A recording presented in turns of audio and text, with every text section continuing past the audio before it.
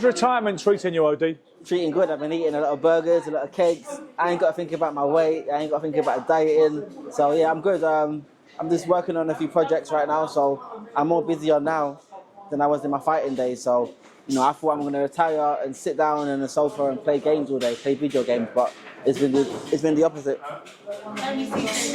Yeah, I was talking to Philip Bowes recently, former Commonwealth light welterweight champion, and he said a lot of the problem is a lot of fighters, they don't really have any idea what to do when they finish, or they just become a PT by default.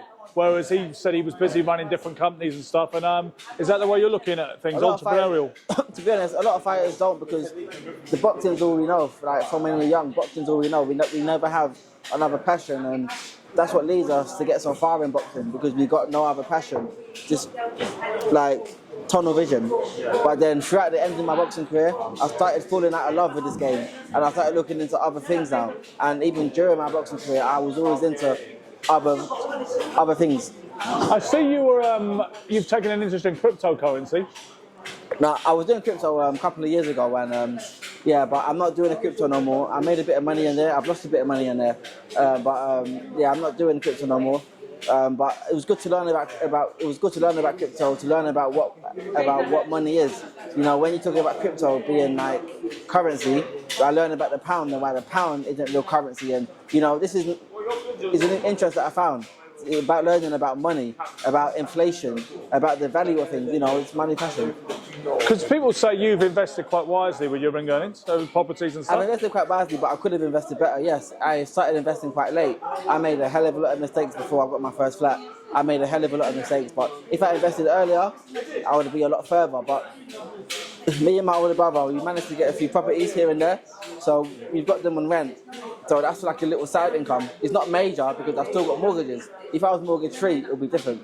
But when you get a flat, you get it on a mortgage, so I've still got a big loan to pay. So it's okay money, but you know, I'm looking further than that.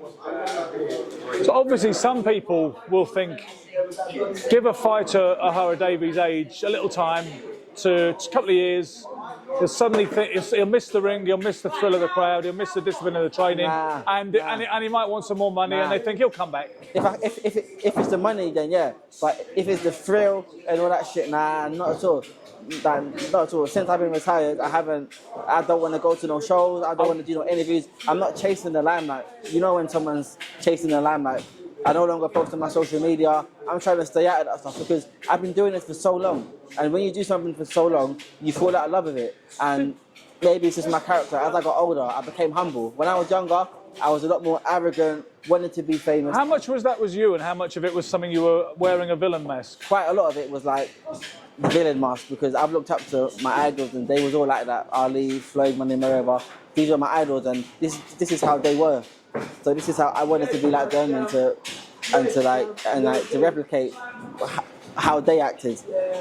But yeah, listen, now I'm different now. I'm humble. I just want everyone to do well. But years ago, I had that fire. I was more brutal. I was more vicious. That left me. You got civilized. That's it.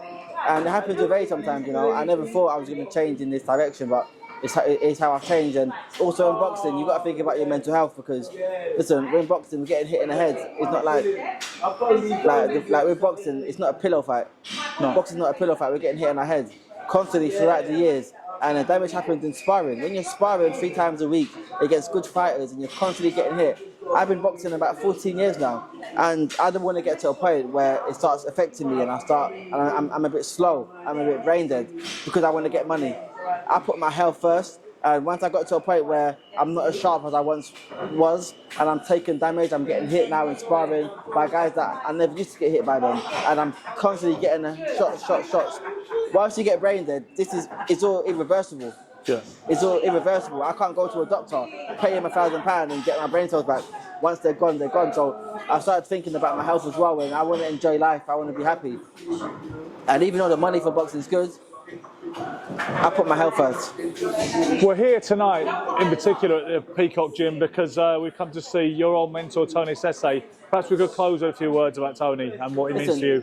Tony's more than a mentor. Tony was a father figure to me. My dad wasn't around when I was younger, I met Tony in a Concord Youth Centre. I was young.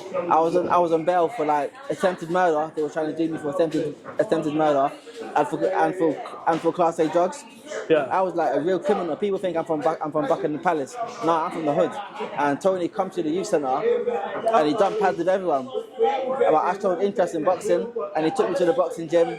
He used to give me money every now and again. Everyone else had to pay to go gym. Tony used to, listen, I never paid to go gym. He used to give me a bit of money on the side sometimes because, listen, boxing's all I got. He used to give me his old shorts, his old fighting shorts, old gloves you find in the gym. He used to give me these things, and he kept me in the gym. And I wasn't allowed to be in the streets because, if it wasn't for Tony, I'm not sure where I'd be in life. I remember I used to see you kids in the gym in the small hours of the morning because we were filming a movie there once, and you and Anthony Yard and a few others were there because Tony wanted you in the gym rather than on the streets. So you used to train at funny hours. Tony kept us in the gym. Oh man, I remember all those years ago. But I'm finished training. I want to go home. The second I get home, I sit down. Hey son, where are you? I'm in the gym. When are you coming? I'm like, mate, I'm tired. Nah, you're in the gym. Come and sit down in the gym, train, do something, but be in the gym.